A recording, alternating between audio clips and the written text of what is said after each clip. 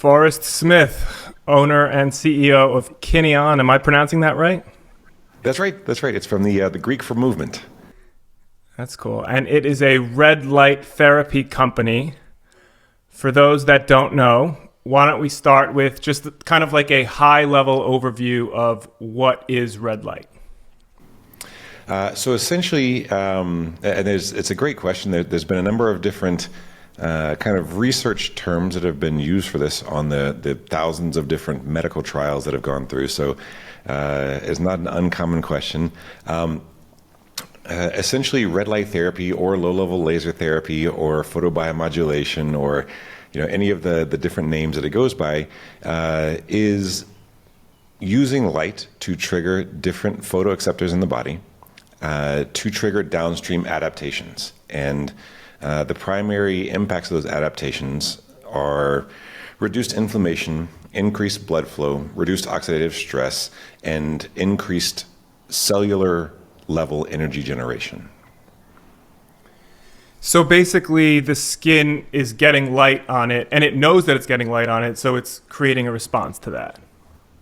That's right, and I think one of the things that we have seen is the skin area has been adopted earlier because it's easier to do with things like LEDs. You don't really have to penetrate as deeply into the 3D matrix of the tissue.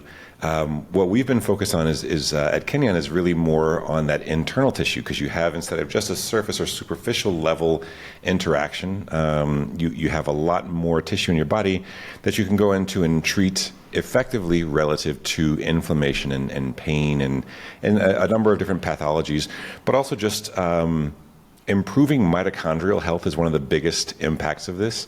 And there's so much downstream of mitochondria and metabolic health that is kind of broken in our world today, and it just seems to be getting worse. So you see a lot of things like metabolic disorder. You see things like type 2 diabetes, a number of different things that really are anchor points for disease in your body. And when you can start treating the upstream causes for this, like the mitochondrial dysfunction, like the metabolic dysfunction, you really have a powerful tool to be able to impact downstream disease. And also, really, on the flip side of the disease coin is, how do I thrive? How do I have more awareness? How am I more awake, more alive from a cognitive and neurological standpoint? And so there's a number of different things that are impacted by this from a health and medical outcome standpoint. But I think the main thing that we're really treating is these oxidative stress and inflammation and energy generation in the cell is just such a powerful tool to be able to increase. So why red light? There's so many different colors of light. Why red? It's a great question. Actually, we aren't. The only color that we do visibly is red, but we also do into the near infrared spectrum as well. The lasers that we use in our devices, the Move Plus Pro, are 808 nanometer and are invisible to the eye. But red and infrared trigger different of these photoreceptors in the body, and they cross over and also both trigger some of these. But just to give you an example of how that works, the infrared light, one of the most widespread cell types in your body is hemoglobin. And so your red blood cells and hemoglobin are not kind of necessarily in your muscle cells, your neurological tissue, all this, but they do interact with all of that, and they are really present throughout your body. Hemoglobin is a carrier cell, and it carries oxygen. And typically, if we were looking at kind of a high school chemistry class, what we grew up learning about this, and I may be sharing a little bit about my age because it is improving now, the educational side of things, is that we're in a 2-gas system. So oxygen we want in, and carbon dioxide we want out, kind of the opposite of plants. What we've seen over the last 10 years from a medical research standpoint is this actually a 3-gas system, our bodies are. And it's oxygen, carbon dioxide, and nitric oxide. And one of the things that the infrared light does with hemoglobin is it reduces the carrying capacity of, or the binding affinity of nitric oxide to hemoglobin. Hemoglobin has 4 binding sites that are competitive for oxygen and nitric oxide. When you remove the nitric oxide, you do two big things. It puts that nitric oxide directly into your bloodstream. It's a dilating factor, and so that opens your blood vessels up and starts delivering more blood to this area that you're treating. The second side of this is when you take that nitric oxide off of that binding site, it can now bind to oxygen. And because of that, you can actually deliver more oxygen more effectively to these areas, not just because there's more blood flow, but because you're binding more oxygen to the hemoglobin. And so this is a really good way to deliver more oxygen to your cells and make sure that you have optimal oxygen usage with your mitochondria. So there's a number of different ways we impact the mitochondrial efficiencies, but what we see is that you increase the amount of energy in these mitochondria by 70%. So you're creating energy in your mitochondria. There are some bottlenecks. This helps remove the bottlenecks. One of those is oxygen delivery. Another one is a bottleneck that's actually in the mitochondrial walls. So embedded in the mitochondrial walls, or the phospholipid bilayer that you have there, which is kind of the geeky term for it, you have what's the electron transport chain, which is essentially how your body is creating. You have a production line for energy in your mitochondria. There are bottlenecks in any production line, and one of the bottlenecks that is most that limits this energy production the most is the third and fourth steps of a 4-step process called the electron transport chain. This is massively benefited when you can donate electrons through light into cytochrome C oxidase, which is an enzyme in that electron transport chain. And that allows you to increase for about 7 hours the generation of ATP by about 70%, which is a massive increase for energy. And it also drives some of the downstream impacts that we see from red light therapy. One of those is a really powerful impact on wound healing. So when you see someone who's post-surgery, or even when my kids just fall down and scrape their knees, you can increase the healing rate of that wound, particularly in the superficial tissue, very, very quickly by increasing the energy production in your cells. And then there's a number of, because there's everything's connected in your body and nothing serves just one purpose, you actually have a number of different downstream impacts from those mitochondrial energy increases that help to decrease oxidative stress as well, and protect your tissue. And so to give an example of how that works, we work with the U.S. Olympic national weightlifting team, and they keep very, very good data on their athletes because they need to know how long it takes them to go through this intense training that they go through, really heavy lifting, lots of work, repetitive stress, and then how can they get back to training effectively as fast as possible. Right. One of the limiters for this is muscle inflammation. When you lift weights, when you're doing resistance training, and when you're doing any kind of physical training as well, but resistance training in particular, you generate non-helpful, that there is helpful inflammation, and we can kind of go into separating out what's the difference between these, but you also generate non-helpful inflammation. And two markers of that, two measurements that we use for this, are C-reactive proteins and creatine kinase. These are two drivers of what's referred to in the medical side as the delayed onset muscle soreness. And I had a case of rhabdo back in the day. Oh yeah. This is, and you see it actually a lot with things like CrossFit when people have been out of it for a very long time. But yeah, if you've had rhabdo before, this is something where you see the breakdown of muscle tissue generating a lot of things that just can't, like you start seeing build up for your kidneys. This is actually something that can help you avoid that. So if you're treating yourself within the first 15 minutes post-workout, you can actually reduce the muscle inflammatory markers by 60 to 80%. So not a small kind of marginal piece. Like, it really reduces this. And you're talking about therapeutically using a red light device post workout. That's right. So one question then is, like, are you familiar? I don't know. In the cold plunging world, there's such a big debate over you shouldn't cold plunge after a workout because inflammation is good. You need that inflammation in order to build muscle. So it's like, don't cold plunge after a workout. Should people be using red light therapy after a workout? Yes, because there are, and this is what I was saying about the different types of inflammation.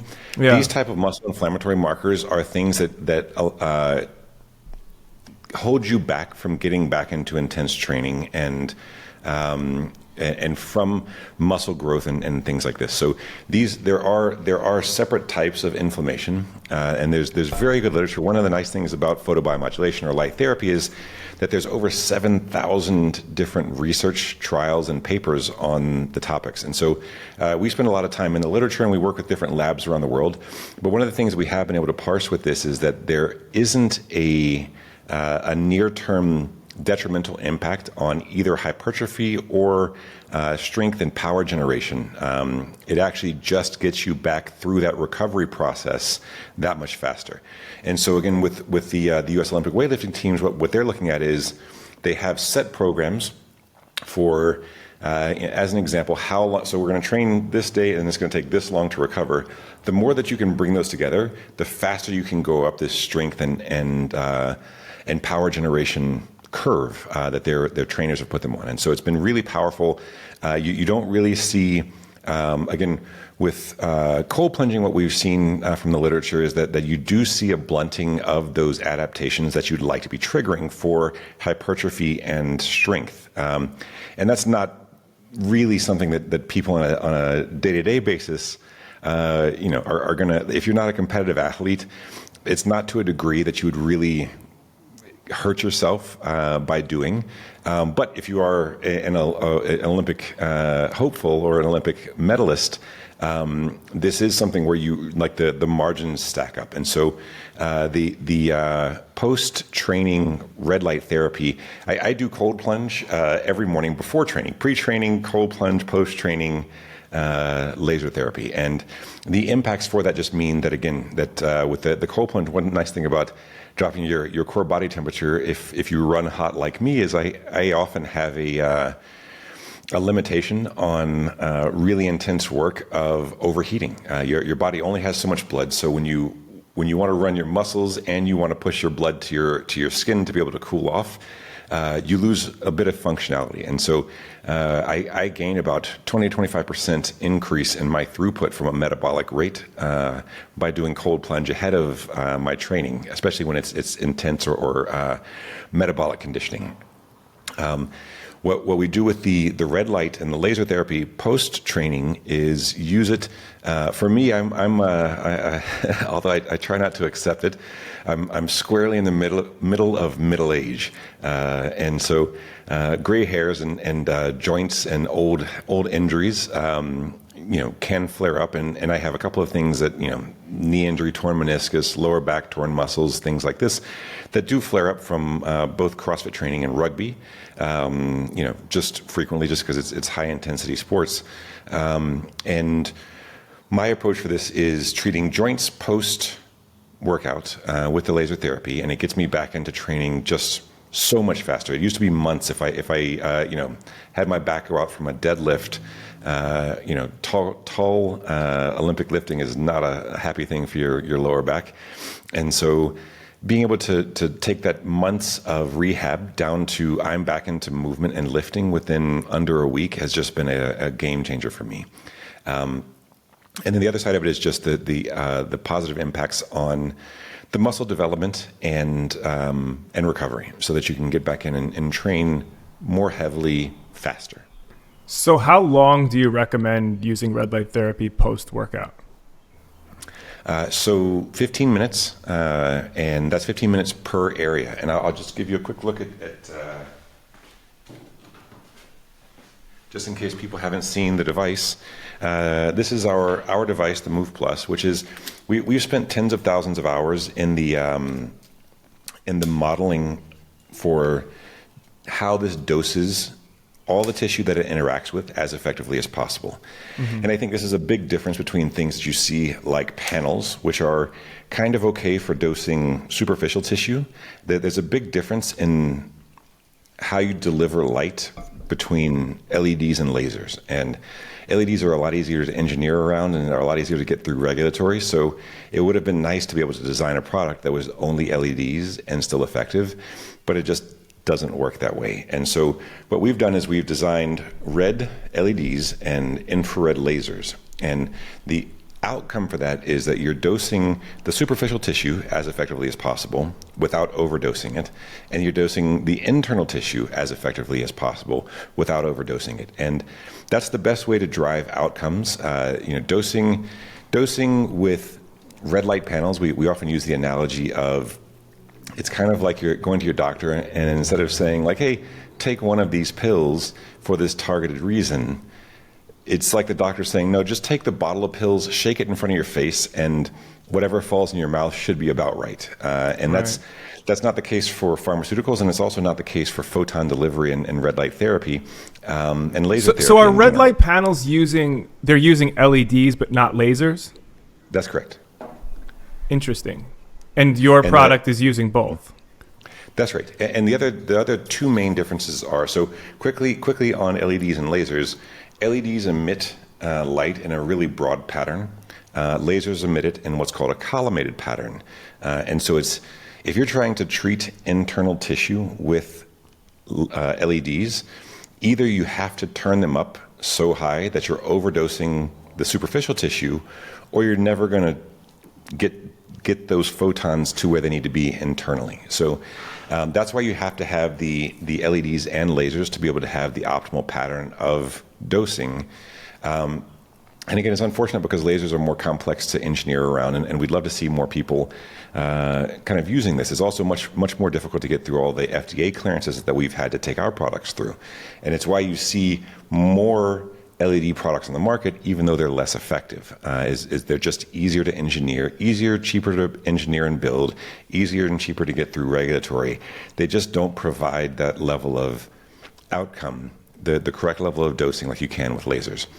The other side of that is that when you don't have the device, a light emitting device on your skin, 2 inches forward and 2 inches back, it's the inverse root square law. So it's again, it sounds crazy, but the main takeaway from that, it sounds complicated, but the main takeaway is that 2 inches closer or 2 inches further away makes a huge difference on the dosing.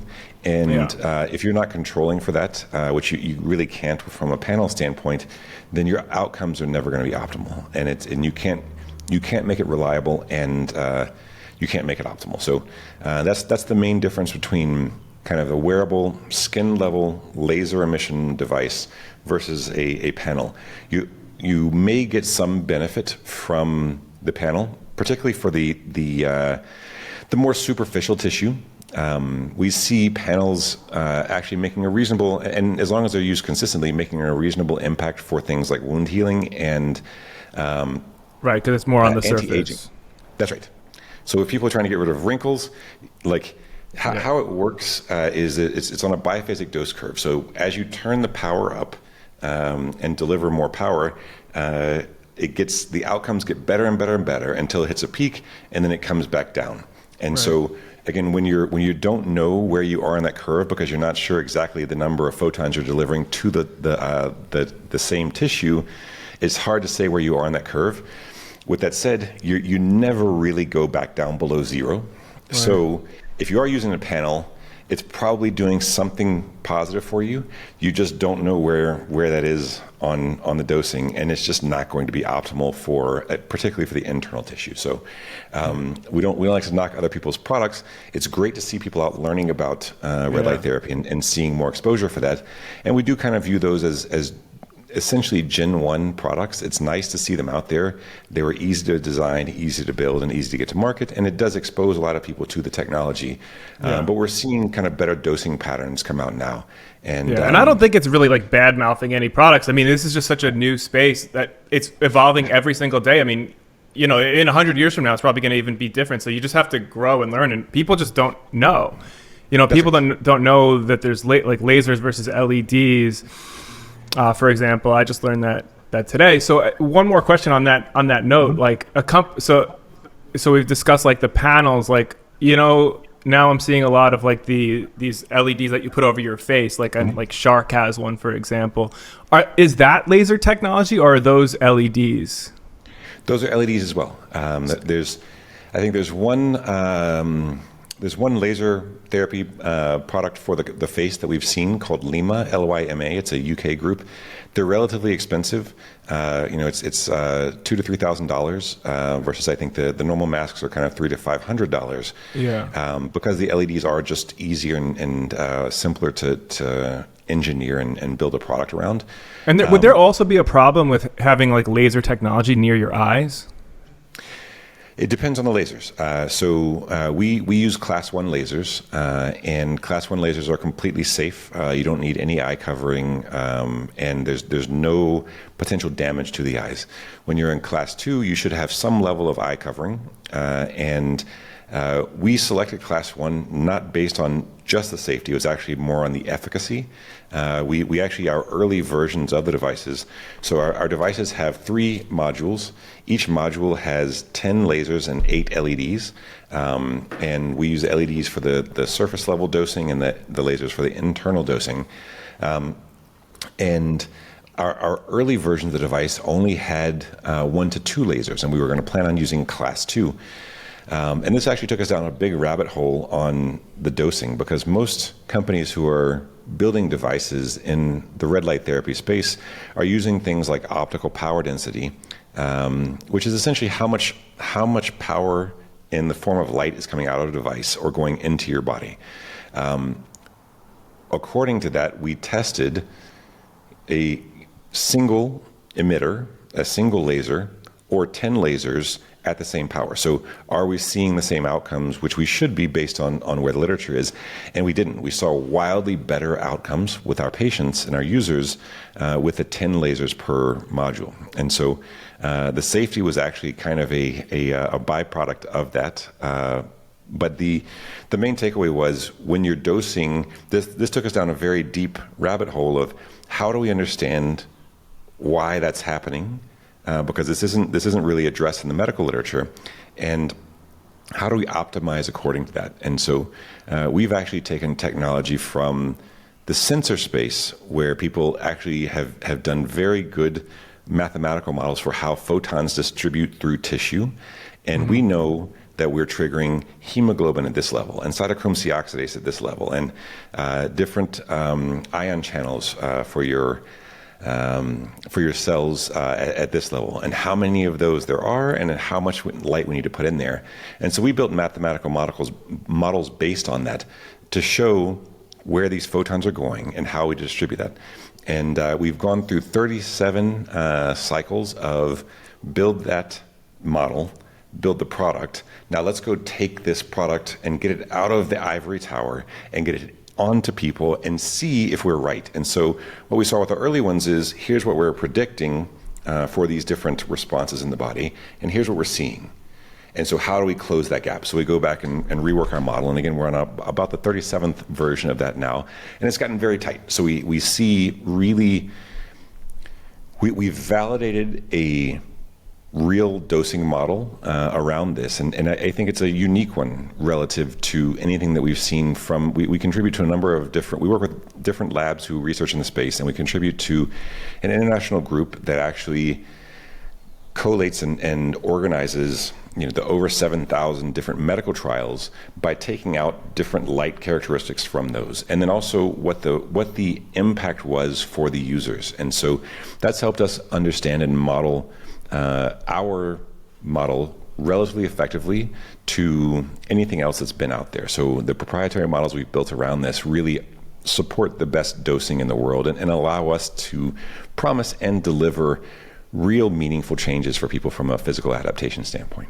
Right. And I will say, like, I've been using your product for like a month now.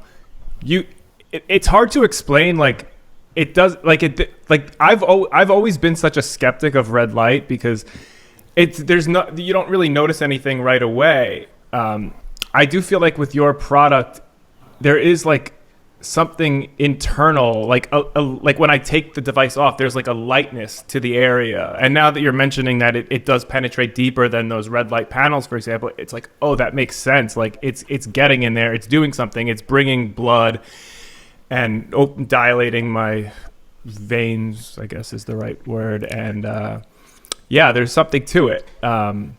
One question that my brother actually has, he likes your product as well. Can you double up? Like, could you use two of your devices at the same time? Is that too much dosing? No, you can on each different area of your body. You can use the device for 15 minutes in the morning and in the evening if you wanted to. So that's kind of the max we suggest. Anything beyond that kind of starts getting lower returns for the dosing. And so but as long as you have it on different areas of your body, no problem at all. I'll share with you one of the protocols that I've been using that may be interesting for you and your listeners is. We work with a Japanese lab, just to give a little bit of context as to how I came to this protocol and why I've kept it. These guys work on research around light therapy and specifically with what they call abscopal or remote light therapy, which is treat one area of the body and then see and measure impacts in other areas of the body. And their protocol that they put together is called the proximal priority therapy. Essentially, you have two very large blood vessels in your neck. We know we interact with hemoglobin and a couple of other things in the blood very effectively. Why don't we start seeing what we do if we're treating huge amounts of blood? And so the protocol is, and I'll just show you my setup for it, get the two vertical modules over your two largest and most accessible blood vessels in your body, treat for 15 minutes, and then pull the same device slightly together, and then treat your lower gut. And they selected these two areas because both of them had been shown in the, and when I say lower gut, just to kind of give a little bit of context, that about an inch below your navel. Both of these had shown in earlier research impacts in other parts of the body by impacting systemic inflammation. One of the things that we see a lot right now is leaky gut and systemic inflammation, and a lot of diseases caused by that. So they put together this protocol. We tried it. I tried it for 2 weeks, just as a part of a program we were doing with them from a research standpoint. After 2 weeks, the lift that you feel in mood and they call it affect in the research. So you just feel better, more aware, more alert, less brain fog, and just in a better mood. And part of that is because of the neurotransmitters. You generate a huge amount of your body's neurotransmitters in your gut. The second part of that is the nitric oxide that you're releasing by treating the large blood vessels in your neck really appear to have a strong systemic impact on reducing inflammation. And so a lot of times when you're seeing things like brain fog or kind of a fall off in energy in the afternoon, one of the things that's driving that is the systemic inflammation that you have in your body, and how your body, because of that, responds to things like insulin spikes in the blood, and it actually even reduces the insulin spikes that you see, and kind of the uptake from a kind of sugar and glycogen impacts and glucose impacts in your blood. So, long story short, this is one of the protocols that I've kept just ongoing, just because it makes you feel better, and it's the secondary piece of that's also, and again, this is N of one. I will say that the outcomes that I'm seeing are very much in line with different research on the subject. So this isn't something that wasn't completely unanticipated. But there's a lot that most of the things that you try from whether it's supplements or anything from a new standpoint, there's a certain level of hit rate that you get. This is one of the ones that's had like the largest impact for me for anxiety reduction, kind of stress levels. You just, again, that mood lift, that neurotransmitter, serotonin, dopamine that you start generating in your gut really makes a big impact that you sense after a couple of weeks of this. So that's one of my existing protocols. Oh, and then the second piece was the immune health. I haven't been sick in a year. And again, N of 1, but the impacts were very, very similar in the immune research around this. And we work with different immunologists and interestingly, gastroenterologists, because there's a big overlap between the gut and the immune health. And this is very, very in line with what we're seeing from the research in the space as well. But yeah, I've got 2 kids. They drag in stuff from school. It used to kind of just go through the family and everybody would get a little sick and then, it would go away. They drag it in now and don't get sick anymore, which is just amazing. I can't wait to try it. You said you do that in the morning? That's right. I do it. We try to. I try to take my own advice, which we coach a lot of our users into doing habit stacking. Right. So find something that is a pragmatic habit. It's nice to have aspirational habits, and so we have people ask, can I use this with my meditation? And I think the main thing to ask yourself with any habit that you're going to stack it with is, how many times have I done this in the past 2 weeks? If you're trying to build a meditation habit, that's a aspirational habit. If you're watching Netflix every day, that's okay. Stack this with it though. Whatever you've been doing pragmatically as a habit, stack it in and you will see that consistency brings results. So is this your first company? What made you want to get involved in the red light game? It's a great question. This is not my first company. I moved to China when I was 20, and I was out there building companies from basically 20, and I'm 46 this year, which is it goes quite quickly. It's crazy to be in middle age, but yeah, I've been building companies my entire adult life, and what got me into this approach is I wanted to build a company that was more mission driven and had a large systemic impact. And that's how I met my business partner. We were talking about the same things, and someone noticed us and introduced us. And we spent 2 months really talking about what we wanted to do from an impact standpoint and how we could be measured and held accountable for that. If it's not just, as a startup, typically you have growth numbers, you have financial numbers, you have things that are that you track that are your signals of success. And what we chose to define as our signals of success for Kineon, which came to be our mission, is improving the quality of life for the largest number of people we can in the most substantial and measurable way we can. And so that means we can't go launch just clinical level devices. We need to be able to make this, take the technology and democratize it, and give kind of the world-class laser opportunity at a lower price point that people could use at home and see amazing results. And then also the follow-ups we have to do with our users. We really need to understand and measure the difference that this is making for them. And so that's what we do. We've committed, and we've got 50,000 devices out in the world now. We've seen amazing changes in people's lives. People who couldn't walk up the stairs, are now out jogging 5Ks, and people who hadn't slept for 10 years because of chronic pain can sleep through the night now. And we do work with a number of professional athletic organizations: NFL, NBA, PGA, tennis tour, CrossFit, Olympic weightlifting, you name it. We're working with a number of different really cool organizations.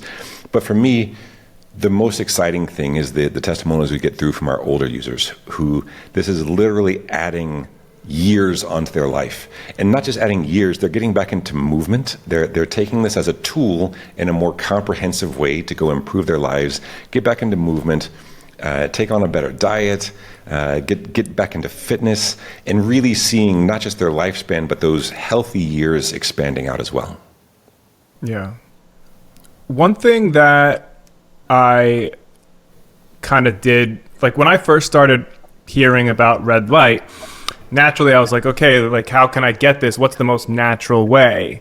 So I said, so I was like, oh, like the sunset rises and sets, and that's emitting a red light. So now, like one of my biggest protocols is like, I really try not to miss a sunset. I miss a lot of sunrises because I'm not a morning person, and I hate that. But like I try not to miss a sunset, and no matter how cold it is, I'll take my shirt off and pull up my shorts and just try to like expose my body to as much of that red light from the sunset as possible. Now, what I'm hearing from your product is that I'm almost thinking like the sun is almost like akin to like an LED, like it's the full. So like, are we like? So this is almost like a true biohack in that like no human has ever been able to penetrate. Can the sun's rays penetrate like your product, like the lasers, or are we in like a new territory where like you are penetrating deeper than the sun?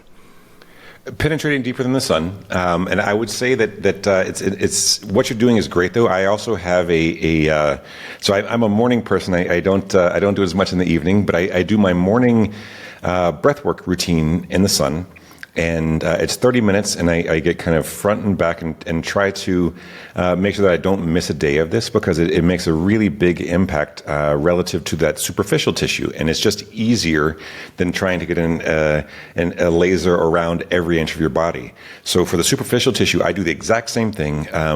One interesting note for the sun is that you're looking at something like 70% infrared out of the sun, which is penetrating to a degree, but it's not focused and it's not targeted. And I think that's the key for what we've been doing. Is this is not a magic bullet or anything like this. What it is a really good tool in your toolkit.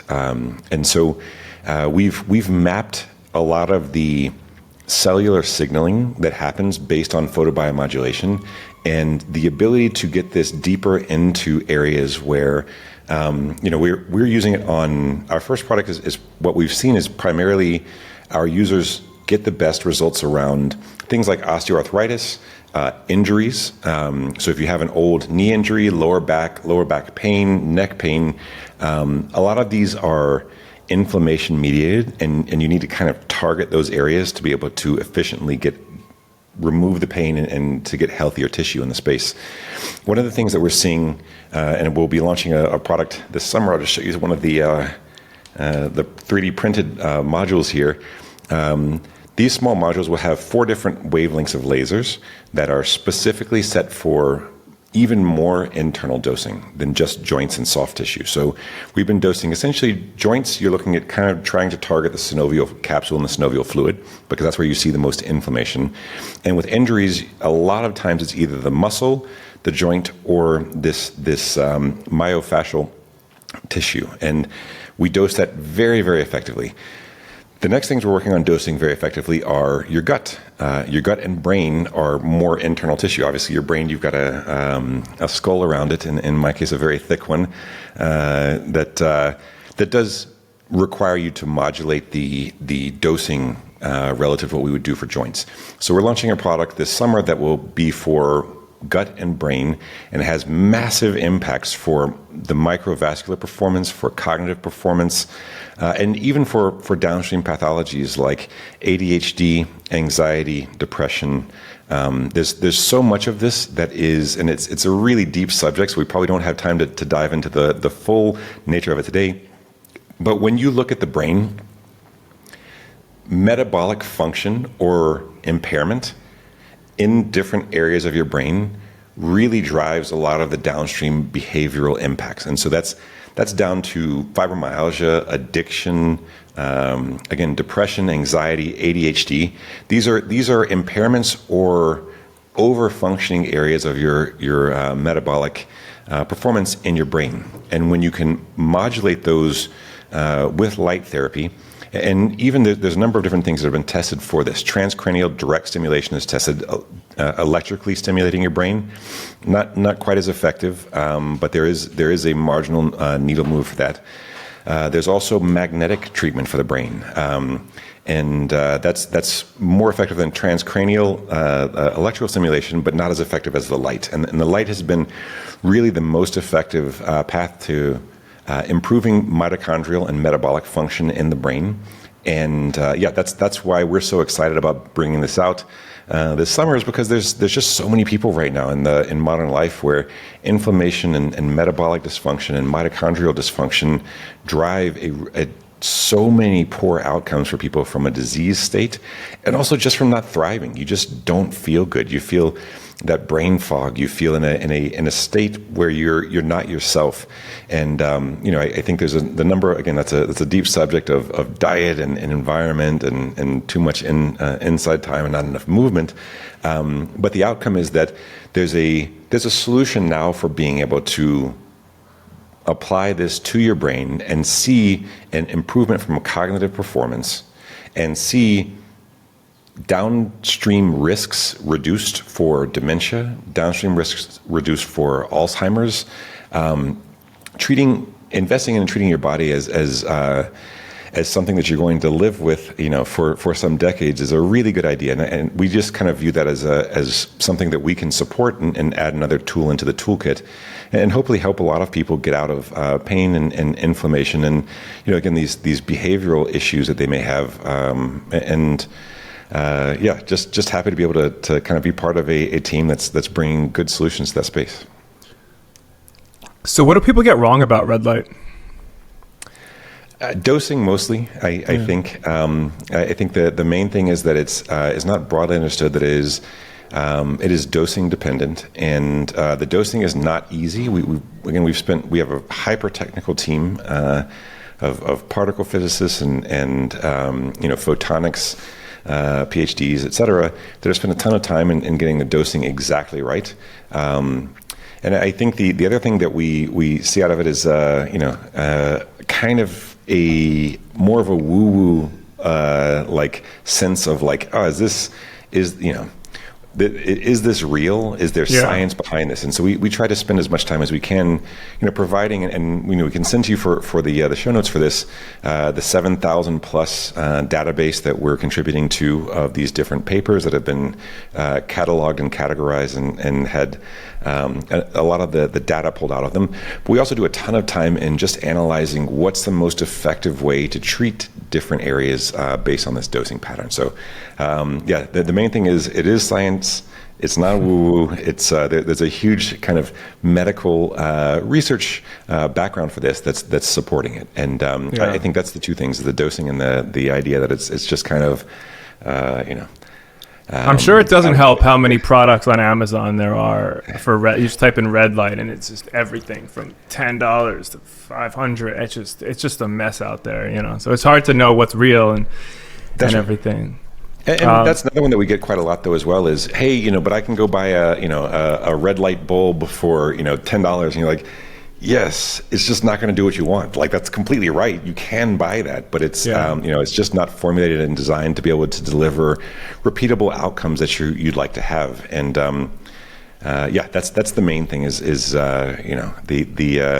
once you understand the kind of dosing models for this, it's easy to see, and I think the main thing that we're a little bit unhappy about with the kind of broader Amazon offerings is that it will give people poor outcomes than they would like. And a lot of times they're like, oh, I tried this. And you're like, yeah, you tried that and you didn't get great results because it wasn't built to give you great results. And it's unfortunate because you see people kind of turned off on the technology when the technology actually works very effectively. It's just kind of the product design and the execution.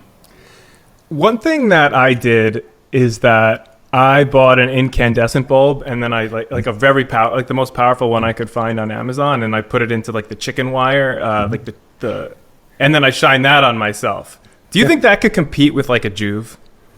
Because I also think that like if you're exposing I don't like the idea of exposing your eyes to LEDs because of the flickering, right? So like something like a Juve, it's got to be flickering, and then they tell you to fucking sit in front of that thing, but an incandescent doesn't flicker or has way less flickering, and it's emitting a red light. So give me like an incandescent, like a $50 incandescent solution with chicken wire versus a Juve. What's your take? So You don't have to use Joovv. I'll take no Joovv, just panels. I just use them interchangeably. No, I think so. It depends on the profile for the light emission. So what you should have out of the incandescent is there are these kind of wavelength profiles where it shows what wavelength it's emitting, and some of those line up with where you'd like to have it. And what you'd like to have is those ones that line up. Are those peaks? Or is that kind of a valley, or is that just flat relative to everything else? So you're going to have more light coming in that is maybe less functional because it's going to be different wavelengths or different colors. With the Joovv, I would say if you're in front of the Joovv and you probably the Joovv would perform a little bit better than that. But you'd want to set protocols around exact distances, and if you had a chance, just on the skin, and then you'd like to be able to do some level of drill down into the power levels for the different wavelengths that are delivered through that. And I haven't looked at the Joovv. We baselined 20 or 30 different products relative to our models as to what they emit and what comes into the system and how effective they would be. In most cases, the LEDs are wildly overdosing areas. Wildly overdosing the shallower areas, essentially, if you are treating enough to be able to get internal. So that's right. I would say probably best to do if you're going to do something like that as a comparison, maybe the LED panels, but you'd have to kind of go heavy on the full.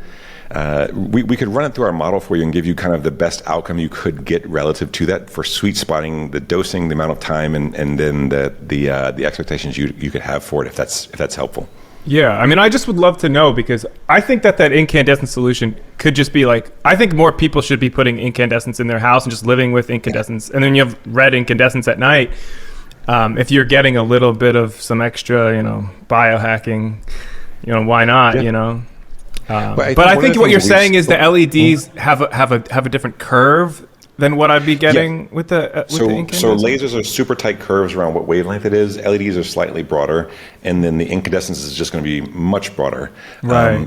So does that mean it's just not penetrating as much? It just means that basically what you want is in here, and so the rest of it that you're getting, so the other 80% of the power that's being delivered through light is just not going to be doing as much. And so, again, you can do the math on how those might work from a dosing standpoint into the internal tissue.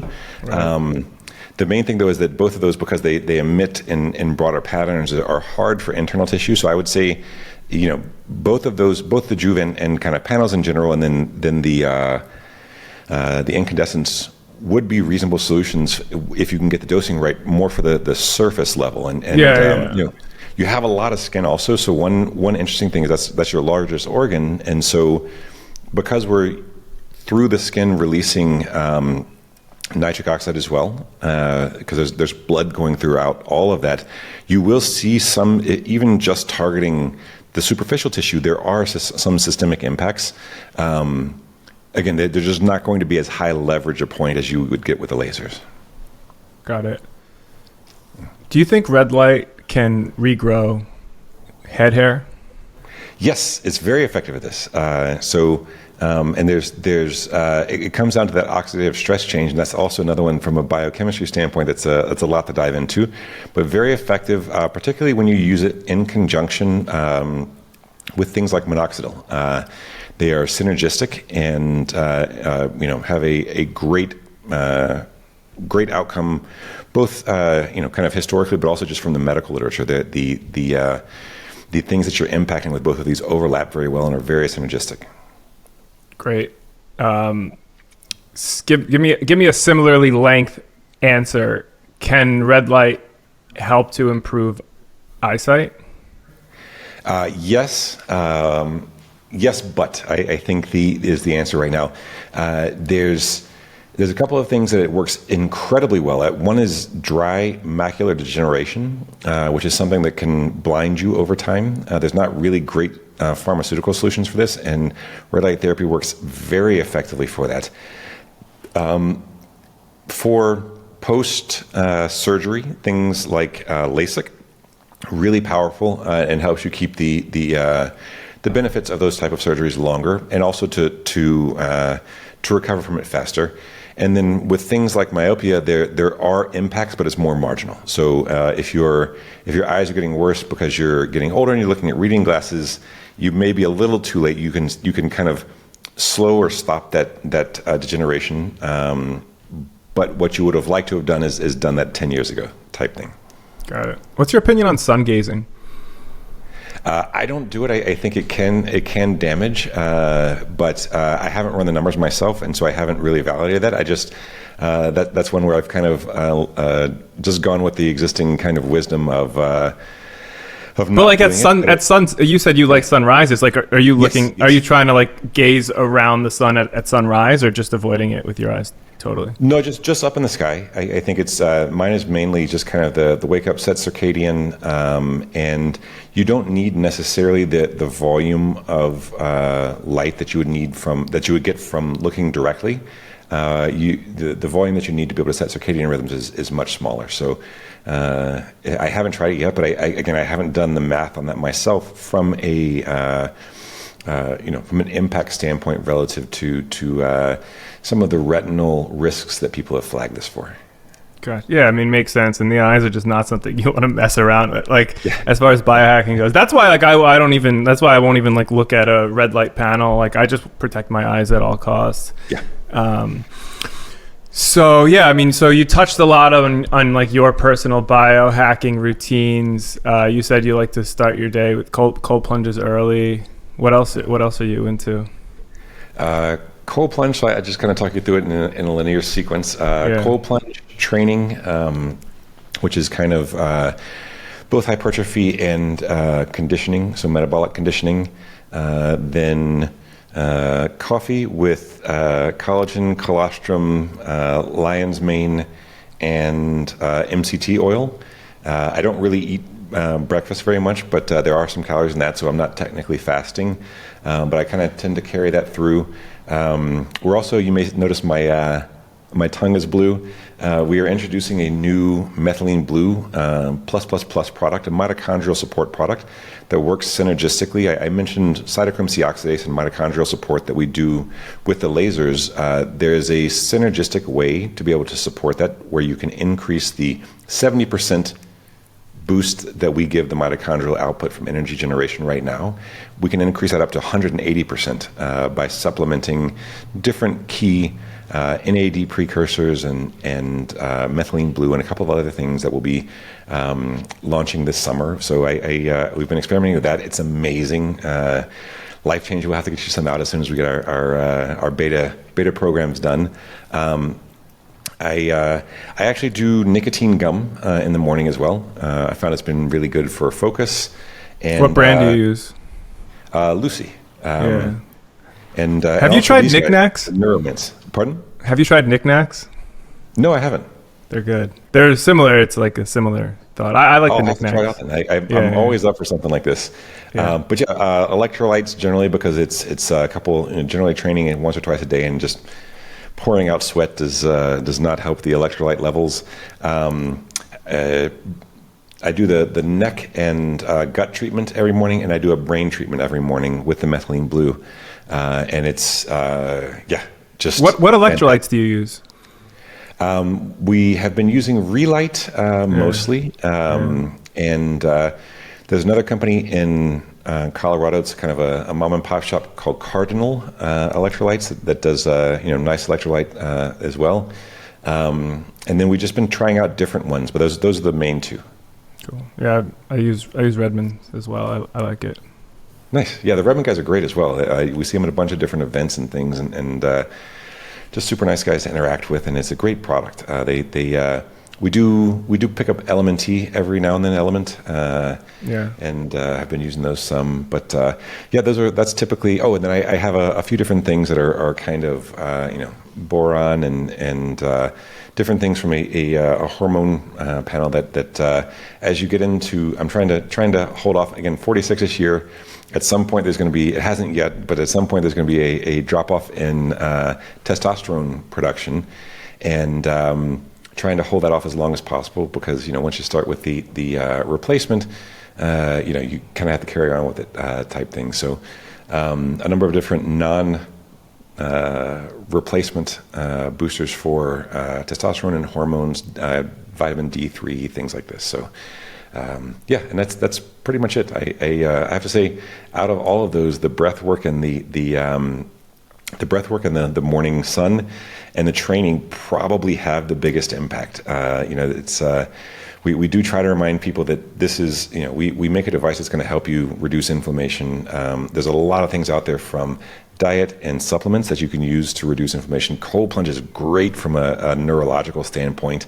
But one of the things to remember is if you're not doing what you should be from diet, sleep, training, that's your three biggest levers. You're building out a toolkit. Use your best tools, use your most powerful tools as effectively as you can, and then bring in other tools around those. So, that's the way I approach it as well. Yeah, it's true. I mean, biohacking can only go so far. You need to take care of. It's like the Maslow hierarchy of human needs, but for health, But I think that air quality is actually at the top. It's kind of a hot take of mine. I think people disregard air quality. Like it's like people talk about, put the food in your body. That's important, but you take in more air than you do food. So yes, 100%. Gotta have good air. It was crazy. I lived in China, in large Chinese cities for, a lot of my adult life. And when we moved, I live in Mexico now. And when I moved, the air quality is so much better. And two benefits from an air standpoint here. One is that the air quality is just better. There's less pollution.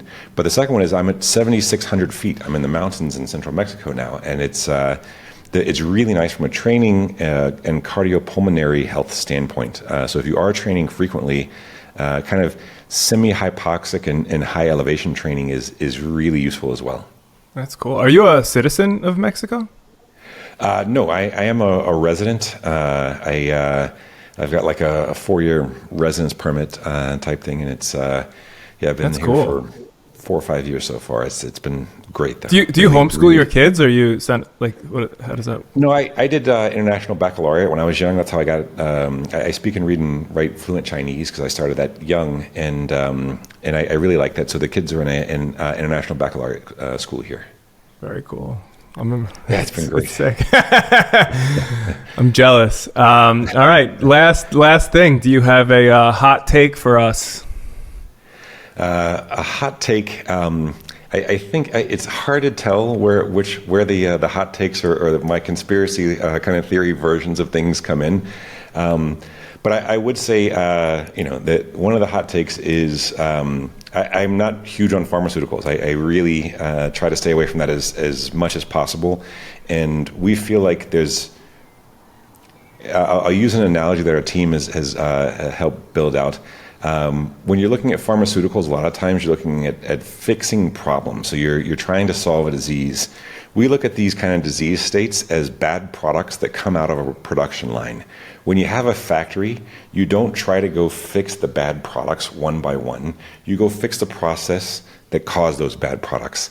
And our approach for this, because of that, is really focused around what are the high leverage points in the human experience where we can fix these production issues. And metabolic function, mitochondrial function are really in the center of that. When you have healthy energy generation, you see super low rates of cancer, super low rates of heart disease, stroke, all of this. Everything that kills people in mass, like the largest top 5 killers of people, all get fixed when you fix your energy systems. And so I would say that's a bit of a hot take right now. I don't think it's inaccurate. Well, it's not for this podcast. I don't consider that a hot take at all. To be honest, I would consider the other way a hot take. If you were like, I think pharmaceuticals work, I'd be like, that's a hot take. Your thing is just vanilla. Okay. Agreed. But let's end there. Forrest, where can people find you?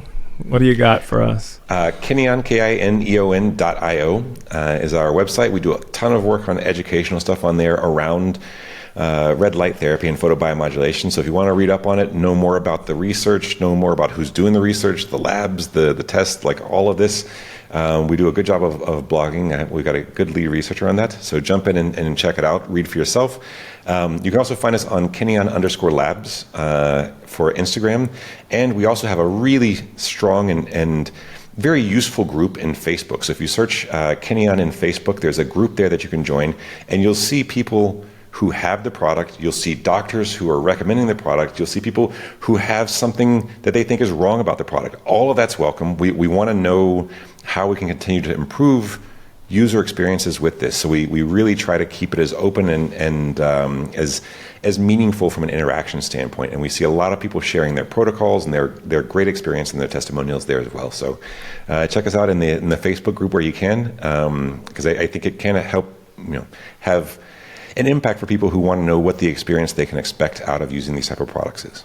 Great. Yeah, I'll put the links for all these in the show notes and the description. So thanks. Thank you. Really appreciate it.